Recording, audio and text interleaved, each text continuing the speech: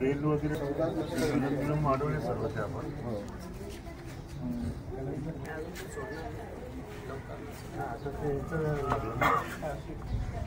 त्याशी इथूनच आपण बोललो ना एसपीशी विक्रम देशमानेशी आपण इथंच बोललो.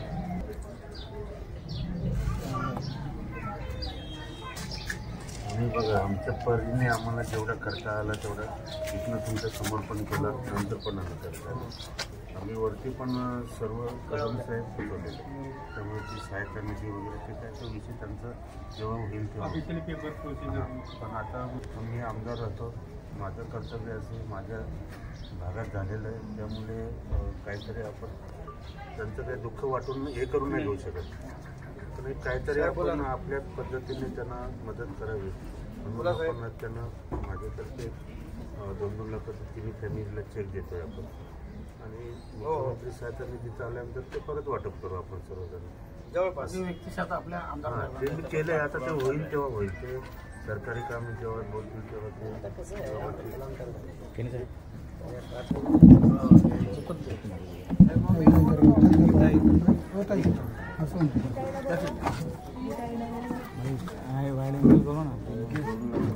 आहे. माझ्यासाठी सध्या घ्या, पुढे काय होईल तेव्हा होईल ते बघू आपण. आम्ही प्रयत्न करतो.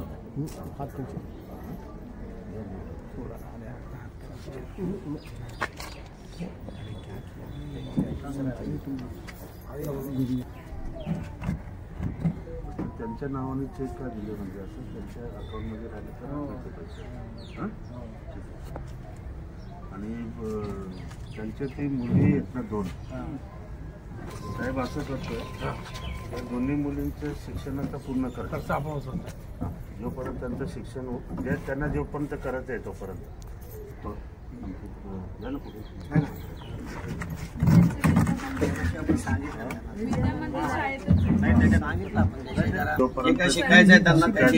शिक्षणाचं. बाकी आता कसं आहे माहिती, आम्ही कोणीच करू शकत नाही कोणासाठी. दोघांच्या शिक्षणाचं आम्ही पूर्ण करू. भले त्यांना पुढे त्यांच्या नशिबात जे लिहिलं असेल काय व्हायचं त्याच्यासाठी जो पण खर्च येईल तो पण करू. आम्ही सर्व करू. जा बेटा. अजून दादा आपण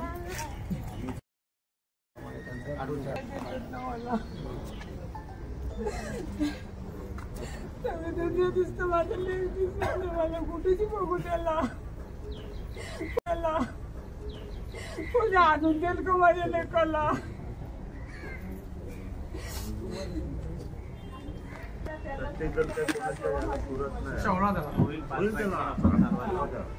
आता त्याला शिक्षा झाल्याशिवाय तो होणारच नाही.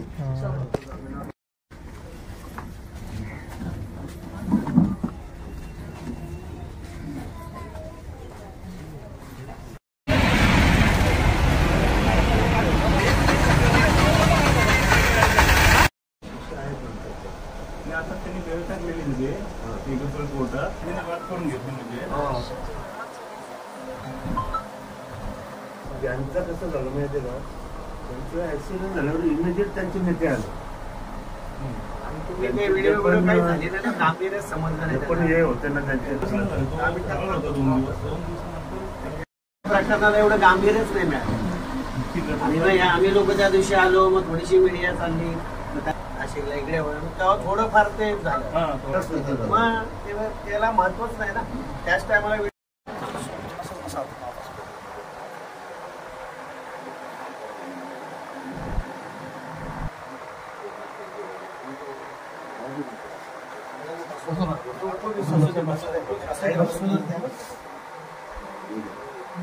याच्याने काय होणार नाही तुमचं, पण एक तेवढीच आमची मदत.